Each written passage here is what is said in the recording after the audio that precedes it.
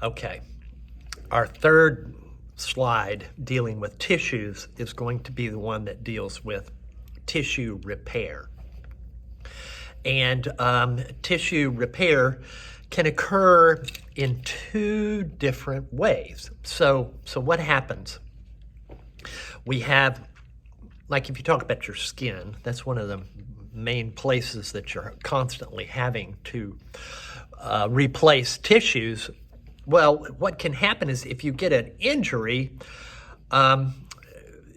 you end up, the injured tissues will release growth factors, or they're growth factors that are released from platelets in the blood.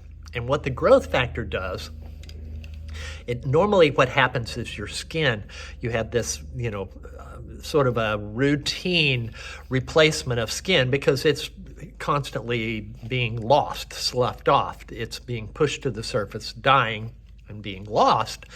Well, what happens is under the influence of growth factors, you stimulate the stem cells that are at the bottom portion of the skin to start producing more skin cells.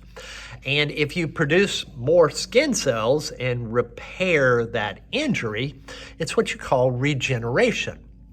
Now, if you're like me and you've, what's the term? You've been rode hard and put up wet, or whatever that's like a horse term. I'm trying to see if you can see. I have a lot of scars. Look at all those scars on my arm. And it doesn't hurt me. It's no big deal. But what happens is each one of those represents an injury where, rather than regenerating skin cells, we ended up producing what they call fibrosis. And fibrosis is a type of cell that just kind of fills in the gap. It doesn't do any of the normal function of skin. It just holds the edges together and closes up your skin.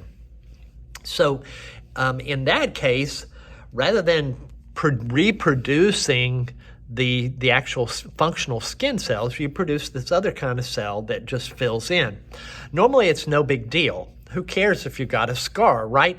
Unless, I've had students that have had very catastrophic injuries like burns, where they've had a really horrible time because a large part of their skin is not replaced by skin, but it's by fibrosis. And so they have to have surgery. As they grow, their skin isn't stretchy because it's not skin, it's fibrosis tissue. What else do I want to say? Oh, like another example in my notes that I just glanced at. Sometimes people that have had tuberculosis, it will have injured the tissues inside your lungs, and then maybe you've recovered from the tuberculosis and you get a scar. And that's how they can tell if you've had tuberculosis, just by a chest x-ray. Okay.